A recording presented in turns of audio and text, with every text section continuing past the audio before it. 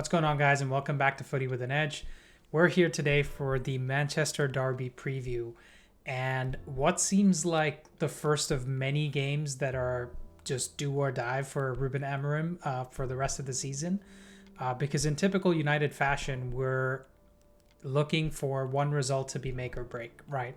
Despite us being shit for 10 years now or even more, we're looking for one or two games to tell us more about where we're headed than the history or the recent history of the club. So, of course, in my opinion, Amorim should get the whole season regardless of how he does, because I don't want to be sacking another manager. But it's not up to me, right? And it's not up to any single one of you either. It's generally more to do with the sentiment around the club. But anyways, this is a do or die game. So how exactly does he need to set up in order to make sure that Pep Guardiola doesn't get one over him? Because let's not forget, Pep still wants revenge for the 4-1 loss that he handed to him in the Champions League last year. And I don't think he's satisfied with just one victory over Amorim, right? I think he wants to bury this club or bury this manager or just win this fixture as badly as about anybody else right now. So let's talk about the one key thing that Amorim needs to do in order to win this game. But we're going to start with looking at the starting 11. So in my opinion, Amorim's best starting 11 right now is Mount, Cunha, and Mbeumo in the front three, and Dorgu and Ahmad as the two wing backs. Now, we know that Cunha and Mount are both injured, so the natural replacement for Cunha is Šeško. And for Mount in this position, some of you might think, okay, he gets rid of Mount and he puts Bruno in the right 10, or the left 10, sorry, and then he puts Mainoo back in the team in the center midfield. But I actually think Amorim is going to show his stubbornness and stick with Fernandes in the midfield and maybe put Mainoo in that 10 position. We've seen him use Mainoo in the front three before. I think he even used him as a false 9 at one point last season. But more importantly, I think he wants his philosophy and his system to be embedded deeply into the players. So taking Bruno out of such a big game from the position where he wants him to play for the rest of the season would not make a lot of sense. So in my opinion, he sticks with Bruno in the midfield.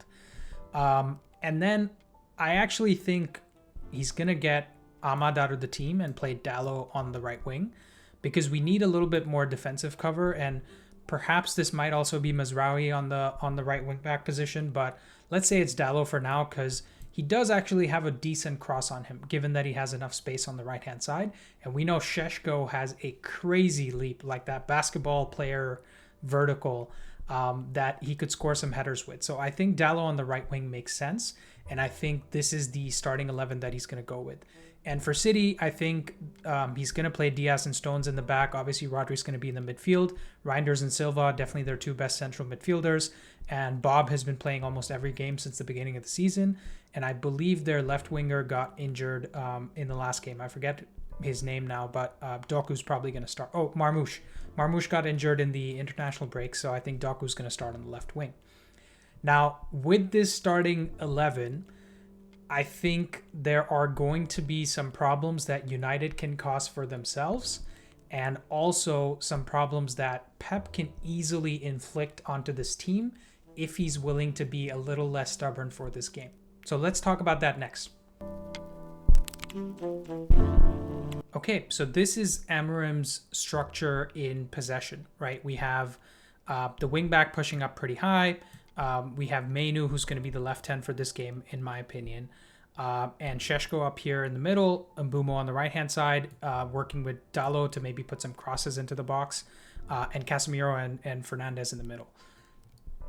In my opinion, this system has been exposed so far this season because we've been really poor in terms of finishing. Not in terms of chance creation, but in actually taking those chances. If you guys watched my last video that I released about 3 days ago, the two C's that are holding the system back are confidence and composure. because we don't have the confidence in front of goal, we miss our chances, and that leads to poor composure on the ball anywhere across the front 7 players. And then the other team has an easy counterattack against, our back line. So you have Holland getting through, you have Bob running in on the counterattack, Doku as well, and then one of Reinders or Silva can easily just find these guys, right? So we're always exposed on a weak counterattacking position because we don't take our chances and the ball doesn't just reset to the middle. So how can Amorim avoid this problem? Or rather, how is Pep Guardiola going to exploit this problem? I have some thoughts on that, and it's kind of scary because, in my opinion, if Pep does what I'm going to share with you in a second, and if Amorim doesn't react to that or isn't prepared for that, we could lose by 2 or 3 goals. So it is well established at this point that Pep Guardiola is a very stubborn manager, and he will do what it takes to win, but he also wants to win his way. And what is his way, right? It's obviously possession football, pinning the opposition in their own box and trying to create chances that way and recycling the ball constantly. But what situation does Pep find himself right now? He doesn't have an established team. He is trying to rebuild this team in his own image. And he's trying to get some wins under his belt because a 3rd loss in a row is going to be devastating, much less the fact that it's going to be in the Manchester derby at home. So for all intents and purposes, Pep Guardiola cannot afford to lose this game.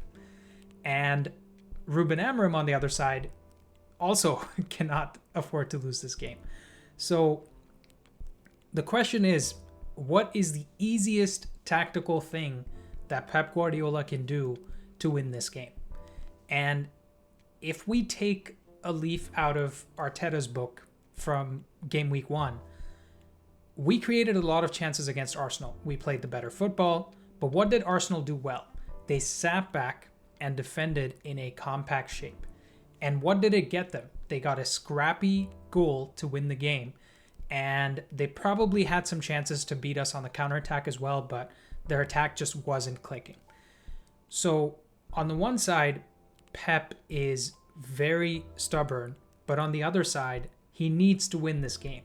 So the easiest thing he can do, based on how crap United have been this season in terms of finishing their chances, is to sit back, soak up the pressure, and let United try to break them down. Because we're playing Mainu, Šeško, and Mbeumo in the starting 11. You could argue that Mbeumo, playing with Brentford for so many seasons, is much better on the counterattack than he is from a set position in possession. Dalot and Dorgu haven't tore up any trees in terms of creating chances from against a set defensive position like this one here. So arguably speaking, the easiest tactical thing that Pep Guardiola can do is to set up in this compact defensive structure and play us on the counterattack. Because we're not very good in possession in terms of keeping the ball, right? We can recycle the ball and maybe create 1 or 2 chances, but inevitably we're going to lose the ball and one of our midfielders is going to be out of position, or maybe Shaw has moved up to create that chance and he's out of position. There's somebody that's going to be out of position because we're not a great possession team yet. So that's it. That's what Pep Guardiola can do to exploit us. And I'm afraid if we fall into this trap of wanting to play 60% possession football at the Etihad, that we're in for a drubbing and United could lose by 2 or 3 goals. We might score some, but we might also lose big. So what is it that Amorim can do? I think it's also a very simple tactical solution. Don't go in there expecting to keep 60% of the ball. I think we have to be patient. We have to be very defensively sound and wait for a City mistake because they're as vulnerable as we are right now. Yes, they might be a little bit better than us on the ball, but they have some mistakes in that team. Like Nunez at right back could easily give us a penalty. He's done that many times before. Ait Nouri, much better going forward than he is defensively. So we need to go in there with the mentality of trying to keep a clean sheet and then we can easily score goals on the break. Šeško's just come in from the Bundesliga. There's a lot of counterattacking goals in the Bundesliga. So, and he's rapid as well. And Mbumo, obviously, with his time with Brentford, they played mostly on the counterattack. Dorgu's also rapid to run in behind. And Dallo can put in a decent cross when it's needed, or play a cross-field ball if we need to break on the counter. So, there it is. In my opinion, Pep Guardiola might just swallow his pride and say, you know what, we're going to play with 40% possession, or, you know, be happy with, let's say, 50-50 possession, and just try to kill them on the counterattack, because at least that way we get the 3 points at home and we don't have an embarrassing derby defeat. What do you guys think? Let me know in the comments down below, and let me know what you think Amorim should do, if you agree with my starting 11, if you agree with the strategy I'm talking about, and I'll see you guys at the weekend.